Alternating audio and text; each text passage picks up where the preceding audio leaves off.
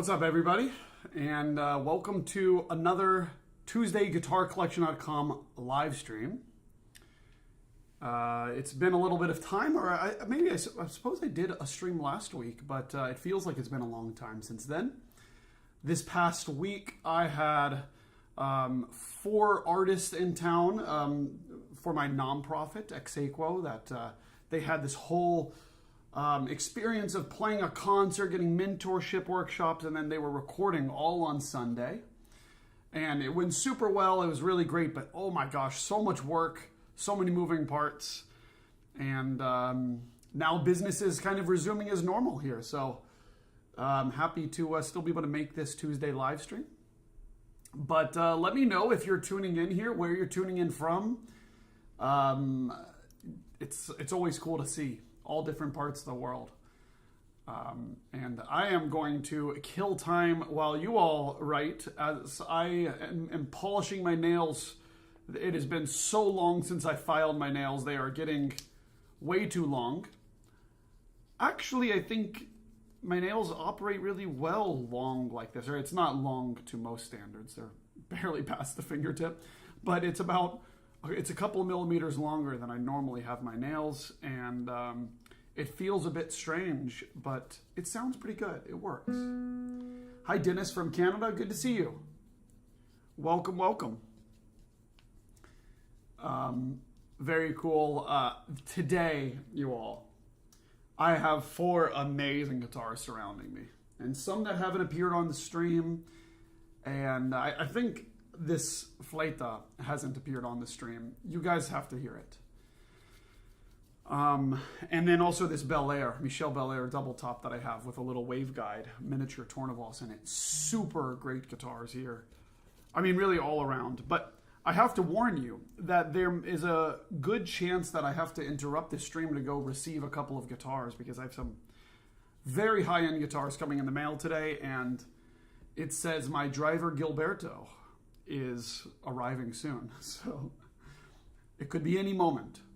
And I am tempted one of these days to do a live stream unboxing of a guitar, but I'm scared of what if it's that one time it's broken or something like that.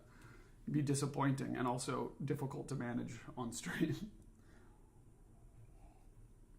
Well, for those of you that watch this after the fact, maybe you're on a long car ride, or you can't make it these Tuesday mornings, you're at work or something like that.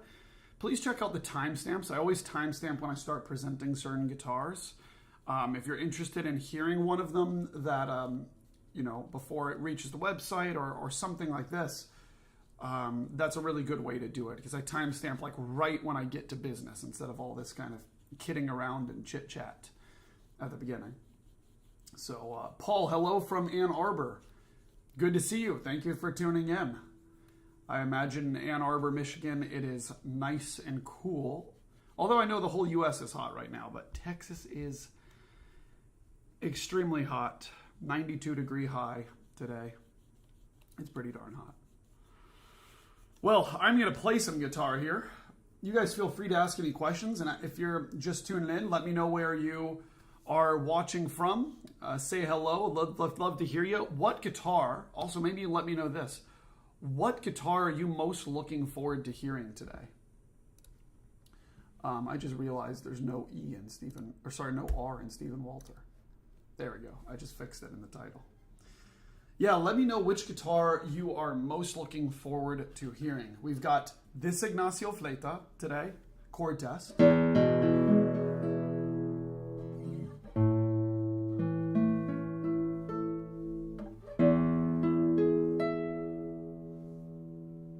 Okay, that's first, Ignacio Fleta. Next, we have Michel Belair, double top, based in Canada.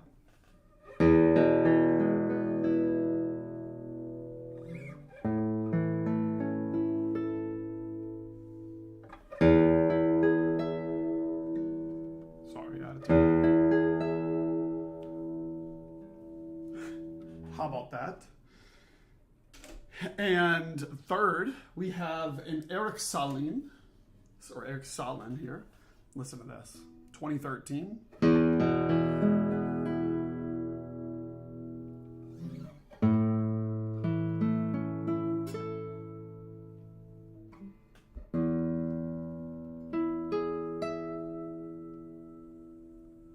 Pretty sweet, huh? Oh, and here is FedEx delivering some guitars. So let me see if they ring the doorbell here. Ooh, yeah. Oh, Dalton watching from California. Looking forward to Fleta. Thanks for letting me know. Cool. Hello from California. 9 a.m. over there. Yaniv watching from Israel. Wow, that's pretty cool. I hope you're having a great time over there. DSW watching from Seattle. Looking forward to the Fleta.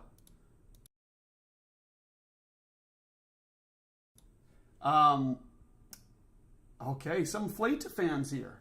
Is that 3 for the Fleta? Wow. I'll show you the 4th and final guitar that I will be demonstrating today, which is this, oh man, it's out of tune, which is this Stephen Walter guitar. Huge. 2023.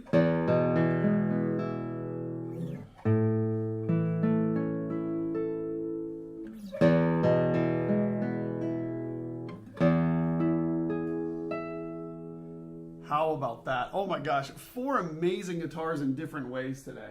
And we've got, sometimes I do these themed live streams where it's like all double tops or all traditional guitars today, all lattice monsters.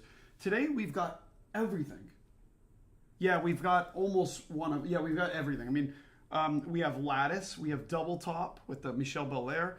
We have traditional guitars in 2 totally different styles, a cedar traditional and a spruce traditional guitar. From totally different eras. That's the Fleta and the Sahlin. And then, of course, the Stephen Walter being lattice here that I just showed you. So we've got a nice mixture. And these are all incredible examples from the luthiers and of the style. So I can't wait to show you. Well, today I certainly have to finish right at noon. So I have to make this exactly an hour. So I will go ahead and get started. What do you guys think? You guys are excited about the Fleta. So I'm glad you're already tuned in here. Those coming later might miss it. But this Fleta is an amazing guitar. So let me first tell you a little bit about it. This is from 1976. The 60s, 70s are what people consider the golden era of Ignasio Fleta guitars. You have John Williams playing these on all the concert halls around the world. Everyone, you put yourself in that time, everyone wants a Fleta. No one can get a Fleta. It's super difficult. And nowadays, finding these Fletas, especially from this period that are in good condition, are extremely hard to find. Now, like this one, for instance, has no cracks in the top. Now remember, these are beloved guitars that have gone all around the world, checked under planes, sent through the mail, been in harsh conditions, or maybe a lot of times with these older guitars too, people may not have been so careful with their humidity or, the weather changing, all these types of things. Well, guess what? When that stuff happens, cracks develop. And it's really not the biggest of deals. Like, of course, it can be professionally repaired. It can be brought back to be just the same. But to find a Fleta like this with no cracks, no repairs is pretty outstanding. I mean, it's a really exciting guitar for the sound, of course, and the playability, but also the condition. This is an Indian rosewood back and sides, of course. So many of them are. The neck on these Fleta guitars are pretty full. It's not a thin neck. I would never say that these are the thinnest necks or like inherently so easy to play. But the setup, the action, the frets, these things matter a whole lot. And the setup is perfect on this guitar. Now, I have my handy, oh wait, I thought I had it. Yeah, I do. I have my string action gauge right now. Let me tell you how nice and low this action is. On the bass side, it is 3.5 millimeters from the top of the fret to the bottom of the string at the 12th fret. That is as low as it can go without it buzzing like crazy. So like, for instance, if I push hard on the 6th string, no buzzing. And I'm really moving this string. You can even see it, right? No buzz. F, no buzz. This is really something. Okay, I can make it buzz if I push way too hard, but no buzz. And that's really really pushing into the string. So it's really something how low this action is and how much you can push. And then the trebles, let me tell you. By the way, this guitar, sometimes I tell people, oh, you know, you can always lower the action if you wanted. You can't lower the action on this guitar anymore. It's already low. You'll end up buzzing everything. This is 2.75. This is, funny enough, this is exactly my preference of action specs. 3.5, 2.75. It's excellent. Unfortunately, sometimes, even luthiers today, when you ask for 3.5 on the 6 string, they'll say it's too low, it's going to buzz everywhere, and a lot of times they're right. They set the action like that, and it's buzzing on every note on the open E. It's just like rattling around. I don't know how this is done. Any luthiers want to chime in here that are watching? I mean, I get a lot of feedback sometimes from luthiers that when I ask for low action like this, they'll say, oh no, I can't go that low. It's, you know, there's issues with it going that low, and there needs to be enough angle, there needs to be enough space. But look, you have this Fleta here, no buzzing, and I can really push these basses with 3.5 millimeter action. I mean, it's so nice. That's enough about nerding out about the action. I see we have 15 people here snoozing about my action comments here, but let me show you how this guitar sounds.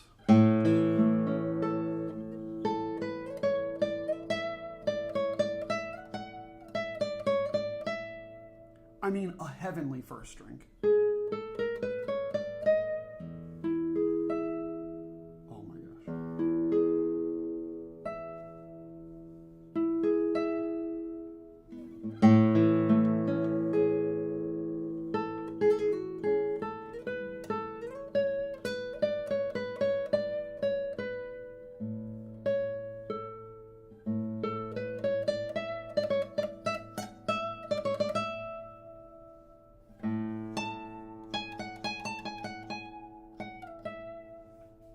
Funny enough, the trebles on this guitar are certainly more than a year old. They might be closer to 2 years old.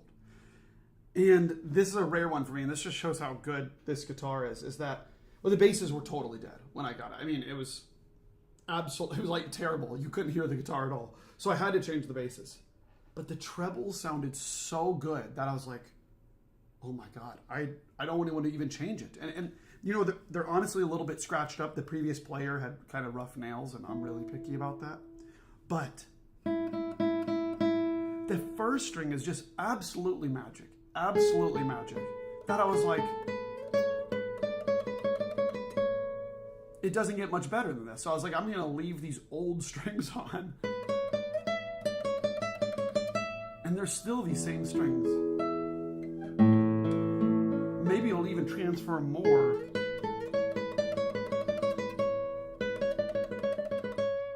And you know what, for me, when I'm trying a guitar and I'm getting to know a guitar, when I just want to stay on that first string, it's such a good sign.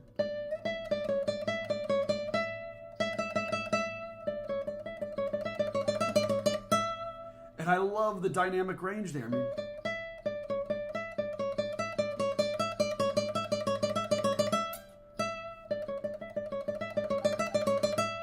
it's like, depending on how hard you push, there's a different character that comes out of the guitar. In the same way that, say you speak quietly, right? You're like almost at a whisper. I'm trying to do an ASMR video here. There's a certain tone to your voice, right? And then when you speak up a little bit, it's not that you're just louder, right? It's not like I was speaking like this and you just turned up the volume on your computer. When you speak louder, there is a different tone, different timbre that comes out of your voice. And then when you're screaming, which I'm not going to do, there is a different sound, right? And they all have their place. And it's so interesting how guitars mimic the voice that way, or maybe how we or I seek guitars that mimic the voice in that way. Is that like, when I do this, it's so gentle sounding, you know? And then when I push a little harder, that's got a little bit more energy. That's a strong speaker carrying their voice across the room like it's a teacher talking to a classroom, right? And then when I push hard, you're getting disciplined. You know, someone's yelling at you, whether it's your mom, your teacher. And it's really something. My gosh. Anyways, well, I'm going to get to other stuff. I see some questions here. Here's a random nerdy guitar question for you. Dalton says, do you use the same strings and tension for all your guitars, or do you different use sets based on their luthier suggestions? It's a good question, Dalton. I know lots of people ask about strings on this channel. Here's the truth, is that sometimes, just like in this situation, I leave strings on that work really well on the guitars. Yes, also sometimes luthier suggestions. For instance, on this Mark Usherovich guitar I had, he seemed to have some really clear ideas of what he wanted on every string of that guitar. So I left it, because guess what? That was his image of the guitar as well. Sometimes luthiers put on a certain set of strings on every guitar, or most of them do, so that they get a clear image of their guitars over time. Because if they try different sets on every string, on every guitar, then they're not going to really know their guitars well. And a lot of times, luthiers finish building a guitar, and a few hours later, they have to mail it off, or more like a few days later, they have to mail it off. So they only have a small window of time to get to know their guitars. And sometimes those strings work very well on the guitars that I get in, and other times they don't. And when I feel that they don't, I change them to something that might work for them. And to be transparent with you guys, the reason why I don't tell you often about what strings are on the guitar is because I find it highly irrelevant. Sometimes, someone that previously owned a guitar will send me a whole spreadsheet. I've gotten this before. What strings worked on what guitar, on the guitar, and what they went through and tried. And then they've arrived to something that I completely disagree with. So that just goes to show you, they've owned the guitar for so many years and they had that preference. But when I get it, it doesn't work for my hands. So I do feel like a lot of times there's way too much way too much emphasis on strings. Now, if you're putting like really crappy student model strings on a guitar, you're getting really out there. If you're getting in the weeds of the strings, then yeah, you might have some really crappy sets of strings. But in general, guys, I think there's a little bit too much onus placed on it. And that's just my honest opinion. There's no string sponsor of this channel right now. I'm not saying there won't be in the future. But you guys are getting my honest opinion. Keep in mind, okay? People put the same strings on every guitar. I get that makes sense for some, but the channels that I've seen, the different, well, I guess like friends or luthiers or channels, I'm just keeping things broad here. The ones that I've seen that do that, some are offensively bad on certain guitars, and that's why I don't do that right now. I put on the strings that sound good. What's on the Fleta? I mean, valid question. I can't even tell you what's on the trebles of this right now. I have some guesses, but I can't tell you. Yeah, there's not telltale signs on this one, so sorry. They're nylon though.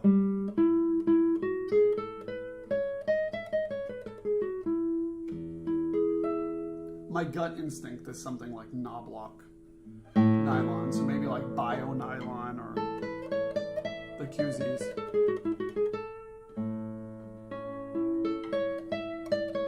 But I'm telling you, if I put a D'Addario first string, a Savarez first string, an Augustine first string, a Hannibot first string, anything, it's going to sound great on this guitar, because I can tell when I'm playing this string, hey, if you put this string on your whatever other guitar you're holding, it's not going to sound like this Fleta.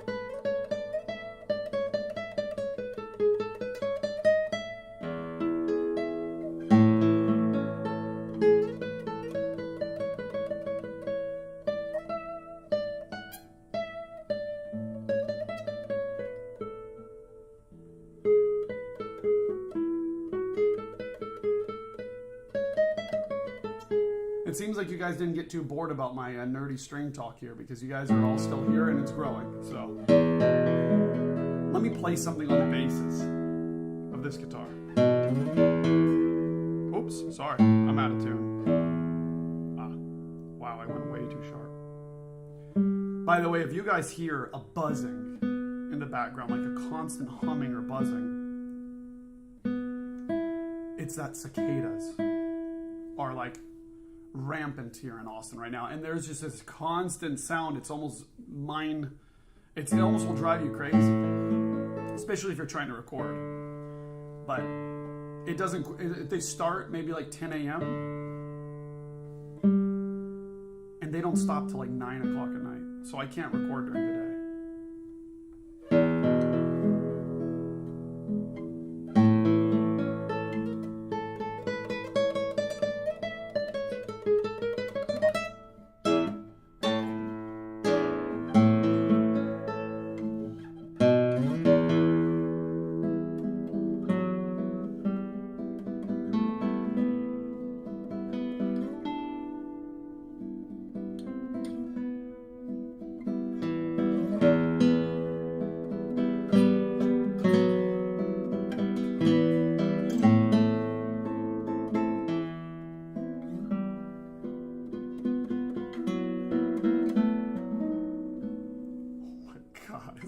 insane. I'm going to have to move to the next guitar in a second, but Brian has a question here. Does having an association with greatness, like a valued maker, vaunted players, like Fleta does, impact the perceived tonality and overall experience of playing the guitar for you at all? Okay, so I think you're asking about me specifically, Brian. You know what? I would like to say no, to be honest, but there's always a yes to that. There's always a bit. I'm just trying to answer as honest as possible. I mean, I see a ton of guitars and a ton of great guitars. And of course, I hope you guys know I'm not just like bragging about that. I see an amazing number of guitars, not just the ones that come through my shop, not just ones you see online, but ones people bring to me to show me, invite me to go see around collections all over the world. And I'm certainly quite numb to famed guitars, you know, like Fleta or Friedrich or, I mean, anything really. I'm quite numb to it, but there still is some sort of expectation I have in my head when I pick up one of these famed guitars that at least I feel is famous for the right reasons, not just like, oh, some random person was paid to play it, which doesn't really happen that much anyways, especially in the past. There's still some sort of expectation that I have. So maybe that does tint my vision about guitars to some degree. I still get excited about certain ones, you know, just before even playing the guitar, just on pure expectations alone. But to be honest with you, I have a pretty level head about things now. So when I'm playing this Fleta, for instance, I am not sitting here excited about this Fleta because it's a Fleta. It's because it's a great guitar. And then when it matches in my head, like, okay, this guitar should be great, and then it sounds great as well, then you're like, okay, this makes sense why they're famous. You know, like that sort of feeling. Yeah, you know, I'm going to take Brian's question here and change that you to not mean me, but other people as well. I certainly see that effect of people thinking that, like, what if they have one of these famed guitars that it's, like, you know, it's going to absolutely, I don't know, like you're going to expect to sound like John Williams or something like that, or Segovia if you have a Hauser. This is certainly a feeling that other people have, but something that affects me and lots of customers that I've worked with is also like a sheer inspiration factor and nostalgia factor of owning one of these guitars. I mean, maybe some people will rate that very low in terms of value, but I really think it's something special to play on a guitar that your heroes also owned. I mean, it's a luxury. It's absolutely a luxury that's not needed. You can just play on a cheapo factory guitar and be happy. Trust me, if I had none of these guitars and you isolated me on an island or in the desert and all I had was a cheap factory guitar that's $100, I would be still the happiest guitarist alive. It's not about that. But the luxury of having an amazing instrument that was made by one of the great makers is such an awesome thing. I mean, it's so cool to play on one of these guitars and have these experiences and to get to know different ones. And, you know, when there's a maker that comes through the door that I didn't really know well before, like let's say Fleta, for instance. This is the first one that's come through my shop, but I've played several Fletas. I've played many Fletas. But I'm telling you, your experience of when you just try one at a guitar shop or at a collector's or whatever it is not the same as when you get to really know the guitar at home and you invest hours into playing on that instrument. That's when you really get to know the sound, and there's like this imprint in your mind. You're like, okay, that's what that sounds like. Then you go listen to recordings where Fletas are used, right? Or maybe that's your experience with Hausers or Friedrichs. You go listen to recordings and you're like, oh, I hear that sound that I made. And of course, I'm not making sounds like John Williams or Segovia for that matter. But you hear those sounds in recordings, and it doesn't matter if it's a cheapo car speaker or your iPhone. You can hear that sound if you really get to know the guitars. And I think that's what's so exciting is Certainly, each of these makers have a sound signature, and you hear it present in hopefully every single one of their guitars. Most of the time, that is the case with the greats. And I think that's the value of owning one of the great guitars. But anyhow, all of that is compounded to be much better when it's an easy guitar to play. And that's the case with this Fleta. So there's your little sales pitch after the end of this rant.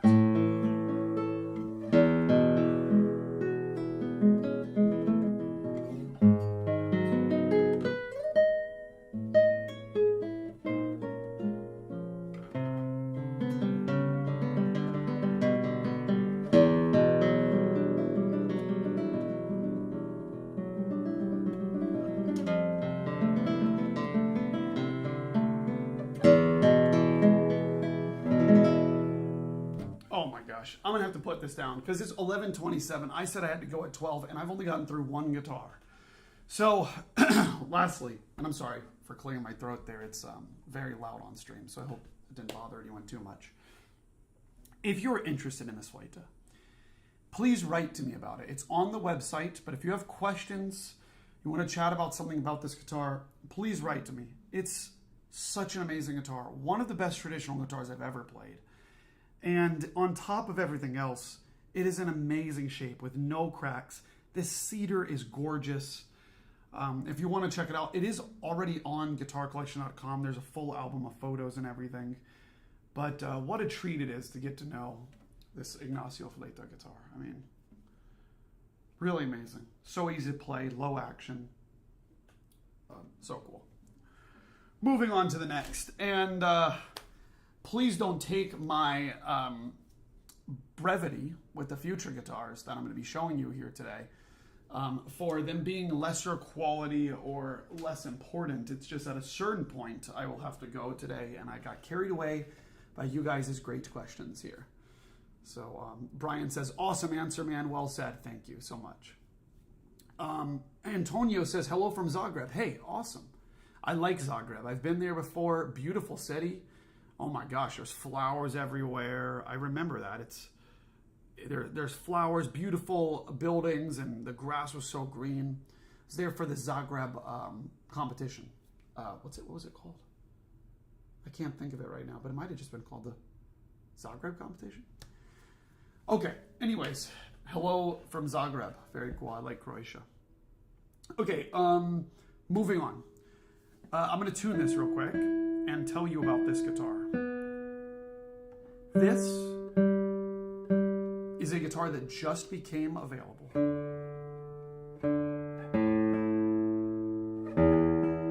No video, no posting on the website as of right now. This is a 2025 guitar by the great Canadian maker Michel Belair. Now, as I'm speaking, this guitar is unbelievably responding. It's something that I don't think the mics will even show in a live stream, of course. But it is unbelievable. And I have been a fan of Michel Belair's work now for a while, and I've had a 2024 guitar of his, and maybe one before that as well. Sorry, I'm a little congested. But what Belair is known for is traditional guitars. He makes incredible Friedrich copies, maybe the best I've seen. I think also like Giovanni Itaki makes really great looking Friedrich copies. I haven't played one yet. But as of lately, the past some years now, he's been making double tops, but not losing the sound aesthetic of Friedrich guitars. Now you'll see already on this guitar, there are some Friedrich inspired things like his head, although a modern touch, being a matte finish head plate here, really cool.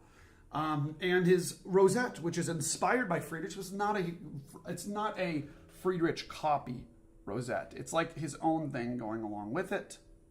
And then again, you have a matte finish bridge, another touch of modern, and a waveguide, which is sort of Dittus Stolz is the German luthier based in Kiel now. It used to be a Berlin-based luthier. His sort of new thing, which is a little miniature Tornavos that's inside the guitar that Michel's been using on guitars with great success. And he's got even a little thing there that says Waveguide designed by Dennis Stoltz, which I think is a nice tribute because you could just CNC a little mini Tornavos and slap it in there and give no one credit, but very cool. Let's play some notes on this guitar and then talk about it.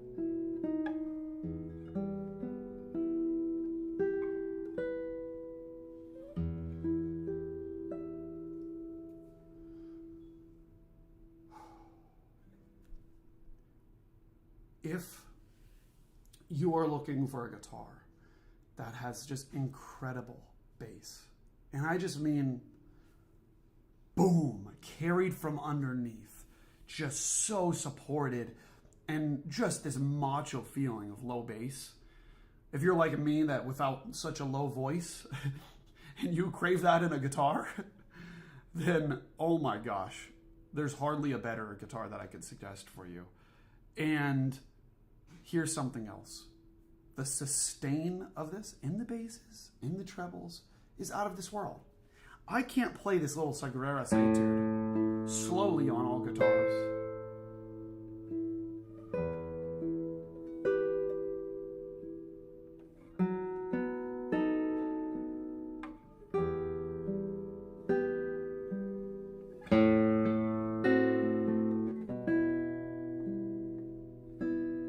The fundamental lasts so long too.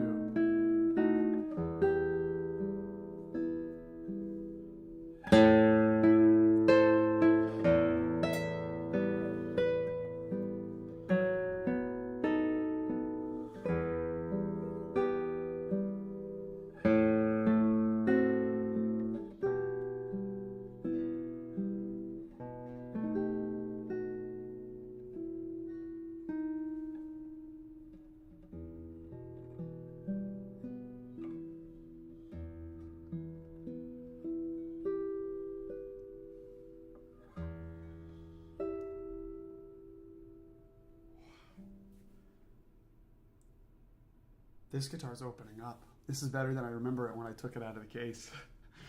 I mean, there's something palpable about how sensitive you feel on this guitar. You know, I mean, it's responsive to every little touch.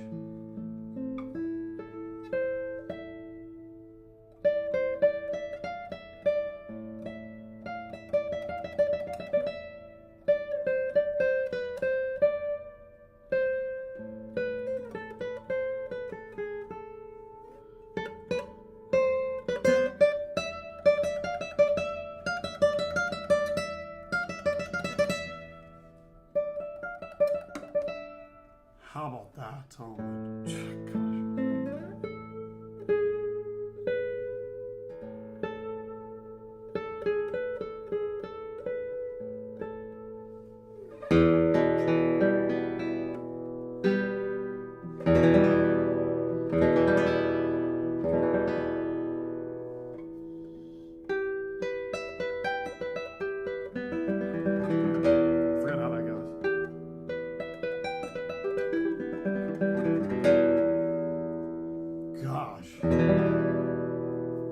Guys, I don't even remember what I play on guitar. It's been so long since I've sat down and practiced.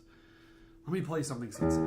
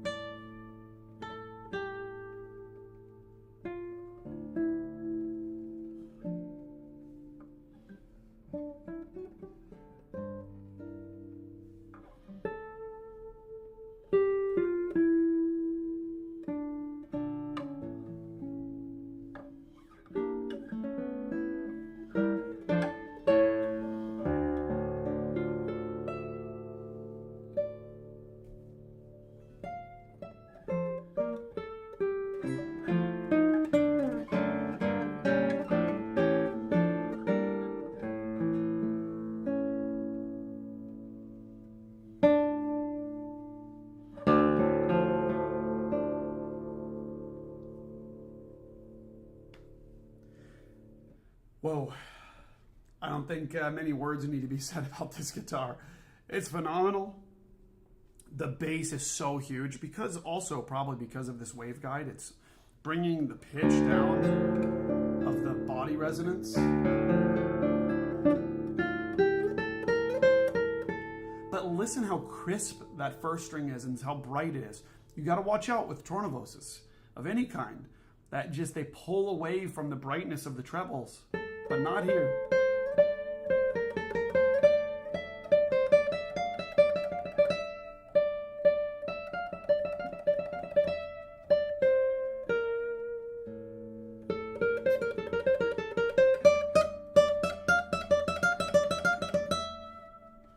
I mean, listen to that.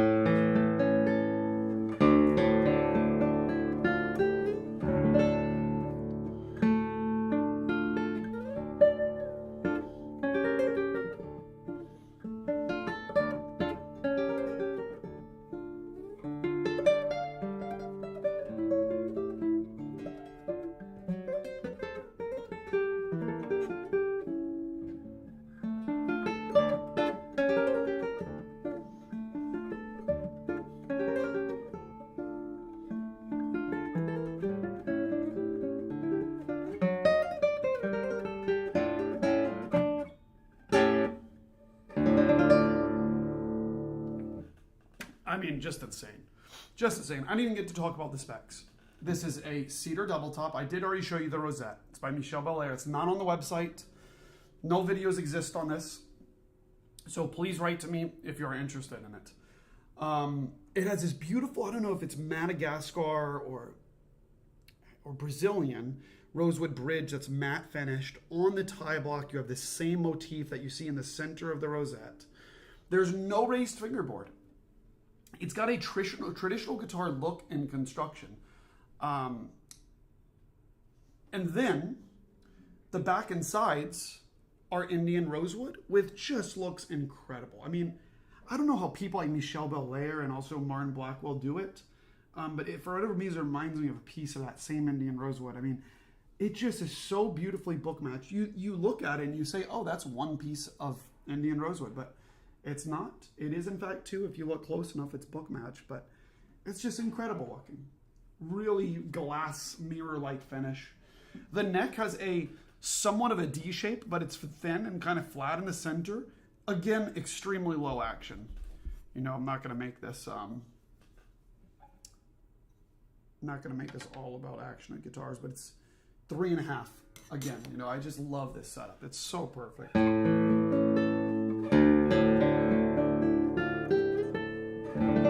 It has Barnett tuners up here on the headstock. They look really, really nice, flat, clean base plates. They're not engraved. These ebony buttons, really matte, really beautiful matte finish head. And yeah, what an incredible guitar. Let's see. I'll answer some questions at the end. How about that? I see your questions, Dalton, Antonio, Brian. Here, it says a lot about this one that holds its own right next to it. Every bit is lovely, just different. Oh man, awesome. Yeah, hearing that Fleta was religious. I hear you.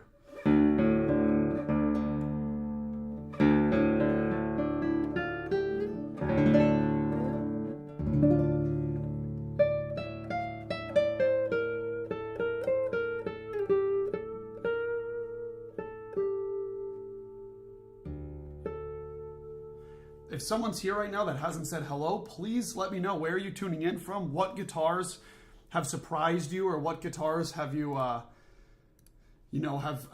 spoken to you in this stream so far? Or guitar.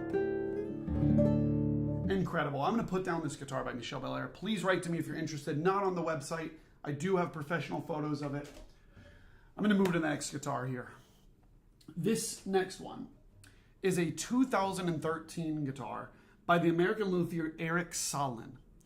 Now, his guitars have been famed for years. I mean, he has a long wait list. One of the most well-respected American makers. He's based in Spokane, Washington, and this guitar has 12 years under its belt. You know, it has developed, and it is very open sounding, and it has an absolutely perfect condition top here. Now, that's really hard to say about guitars. I'm not one of these people that sends you a guitar and you get surprised by a bunch of dings and stuff in it. This thing is in really perfect condition. I mean, let me reel that back a little bit. It's in like 9.5 out of 10 condition. And when it's at that level, to me, you could literally have it sent from the luthier themselves, and I would say, okay, nice, that's great. So it's a brand new guitar, like something like that. You know, even from luthiers, there's like little marks every now and then in the top, like just from testing the guitar, and you know, it's all handmade, so things happen. It's got a beautiful Indian rosewood back, a really nice veneer on the head up here of Indian rosewood. It's very, very classy. You have graph tuners, which are quite rare these days. He's only making one model now, like super expensive, like $2,200 set of tuners. But this is a really nice, classy set. They look great. They tune so smoothly. You can see the head here is inspired by Boucher, I imagine, what he would say. And really nice abalone inlay touches everywhere, right down the center strip of the head. And then all these touches on the rosette are so beautiful. Look at that. And you know what? When really close to the camera, I mean, keep in mind, you're like a foot away from this guitar right now. It looks flashy, but when you pull the guitar back, it just kind of pops in a nice way that's not too blingy, I would say. And you got to hear the open sound of this guitar. It may not compete with the volume of a double top guitar, but if you're looking for just an amazing traditional guitar, maybe to complement your double top, or maybe you're not a fan of double tops, oh my gosh. Or lattice brace, I should say. This is a traditional guitar with a heavenly sound.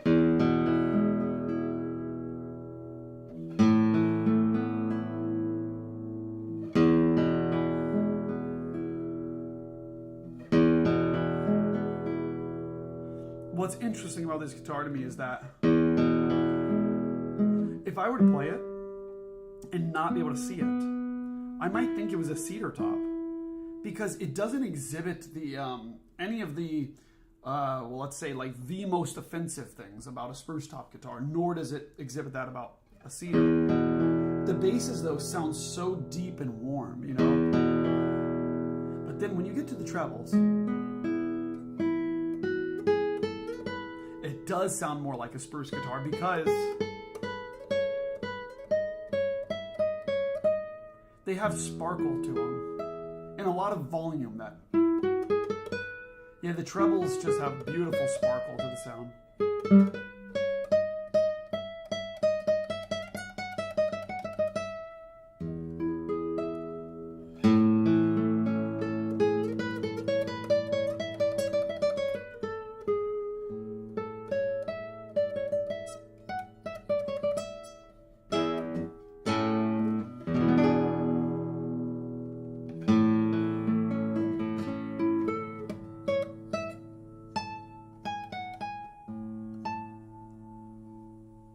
How about that? This thing rings forever too, and it's nylon strings on this.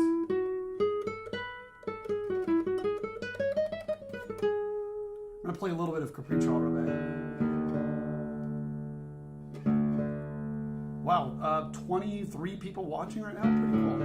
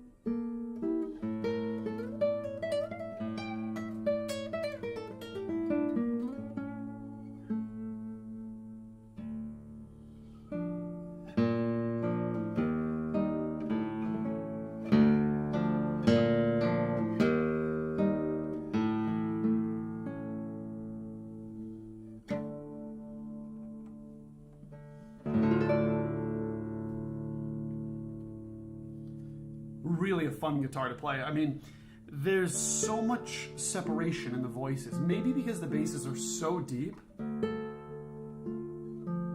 it's balanced by the trebles, which are really beautifully bright. Makes you feel really comfortable making music.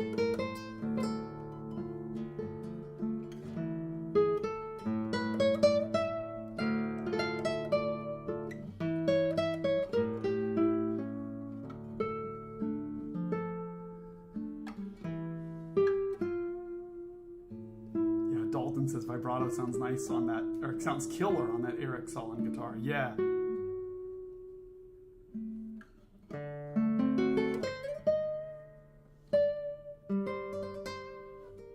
Wow. Really nice guitar. I mean, you know, by the way, this one is listed on guitarcollection.com. I think it's been a busy week. Yes. And you'll be surprised at the price. So load it up. Check out the price of this guitar. Check it out at guitarcollection.com. Way less expensive than the previous two guitars that I showed. But it's less expensive. Nothing to say about the quality of this guitar and matching the price. I mean, this is an older guitar of his.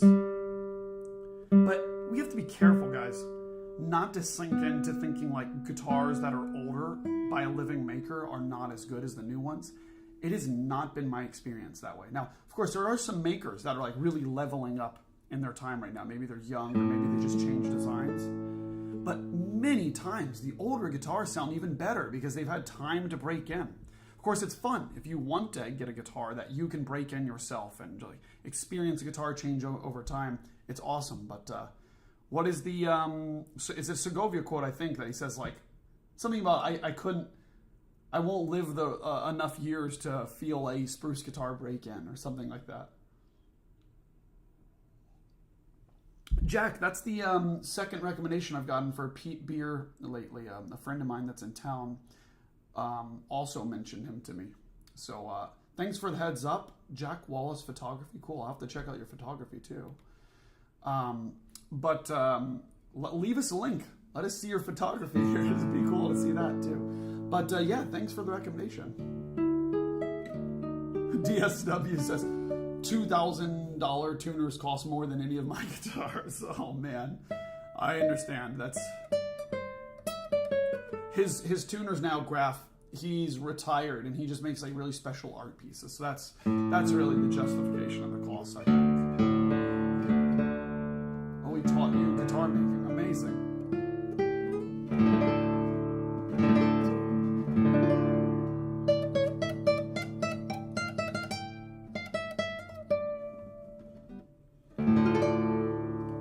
Okay, what a spectacular Eric Sahlin guitar, 2013. High-end tuners on this thing. Really amazing sound, great condition. If you want a guitar that looks brand new, sounds amazing, nice and broken in, has amazing tuners, nice setup, and beautiful sound and color palette, this is probably the one for you, and it also doesn't break the bank. So check it out at guitarcollection.com. we'll get to the next guitar. Last but not least is this beautiful 2023 guitar by Stephen Walter. Now, for those of you that don't know, it's no secret that for me as a performer under my name Evan Tauscher, which is I know it's not explicitly tied to my channel or website, but these guitars by Steve Walter are the guitars I used throughout my entire student life and professional life of classical guitar studies and competing and performing. If you look up a video of me online and you write my name instead of guitarcollection.com, you're going to find all videos on Steve Walter guitars. And there's a reason for this. I also had lots of options for guitars along the way, and some friends' guitars that I really liked as well.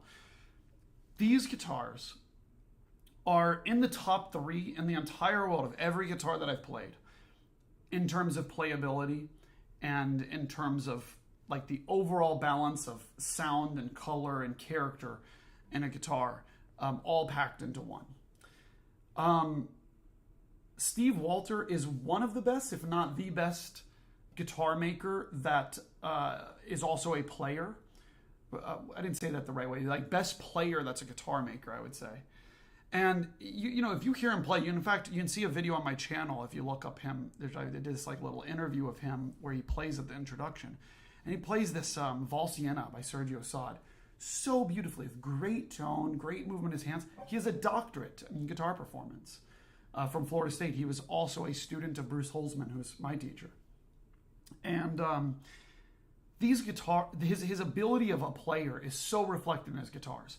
Not only that, but when he started building guitars, he was surrounded by tons of guitar players that were giving him real feedback on his instruments, which is so important. Real feedback, not just like glazing someone. You know, it's a feedback about the neck and how it plays. And still, people today he takes feedback from and changes his guitars. Now, this is a very new guitar of his. This is from the year 2023.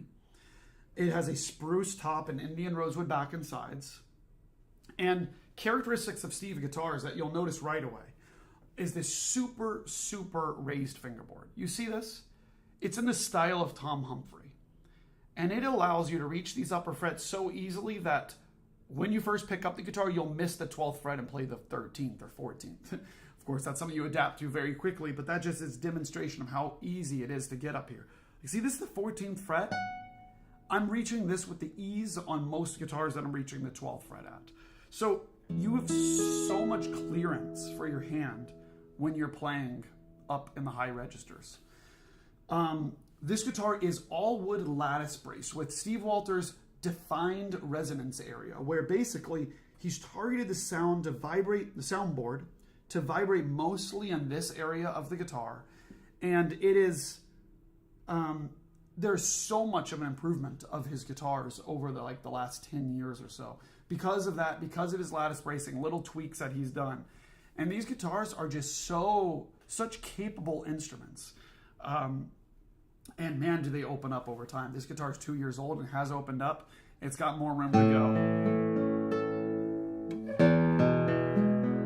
They are powerful guitars. That's the other thing you'll notice right away. A lot of power.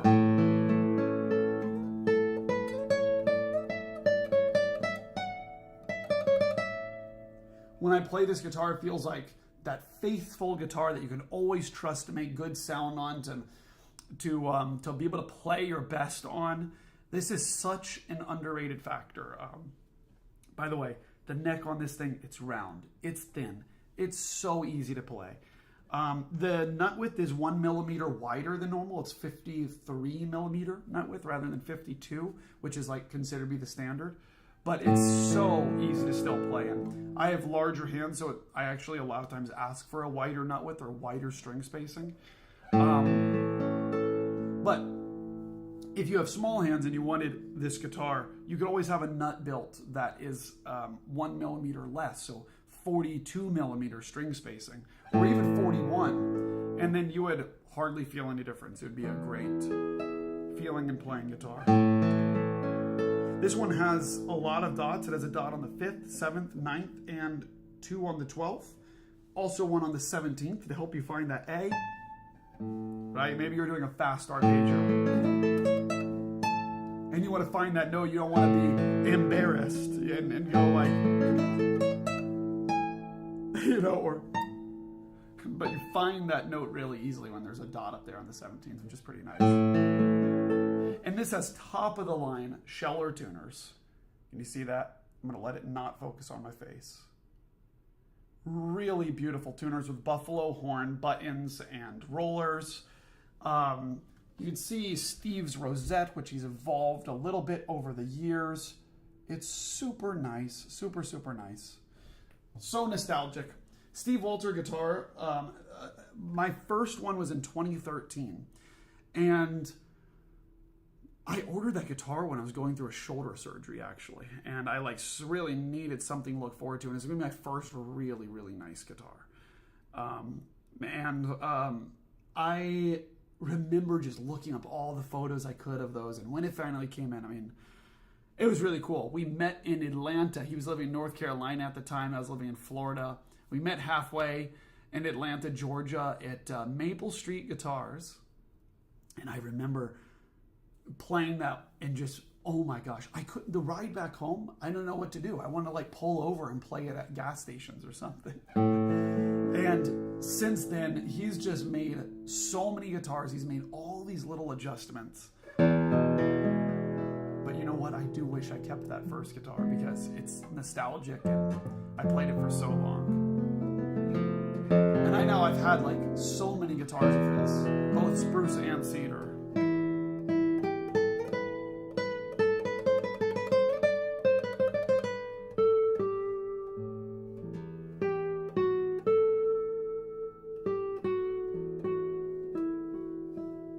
If you're looking for one of the most playable guitars in the world, this is, you cannot argue with the fact that this one is easy to play.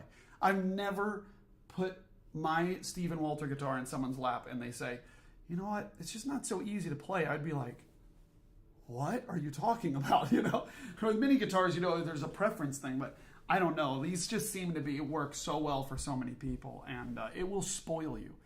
In fact, there's someone I know that owns some of the best guitars in the world. And they were just saying how these necks spoiled him for all of these other instruments because it's just so easy to play. So anyways, you know what? Sometimes I actually feel like I talk about the playability of Steve Walter guitars so much that I don't even talk about the sound enough. And so for that, I'll play you a couple of things.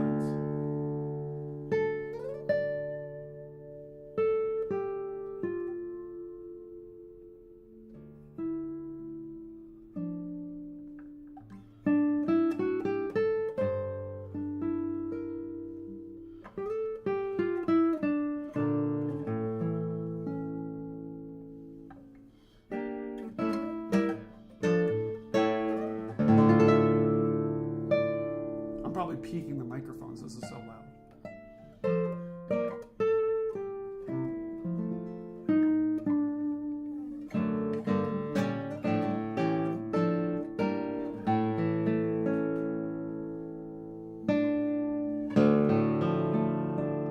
Gosh.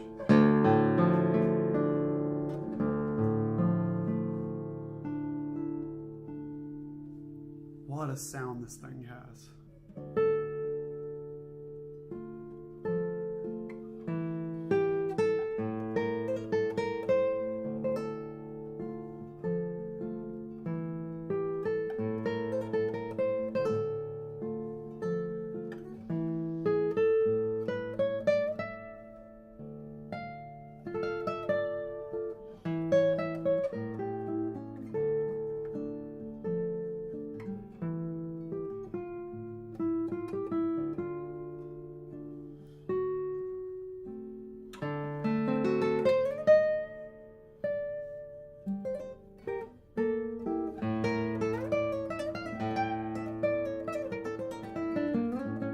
Gosh, it's so easy to reach the upper frets there.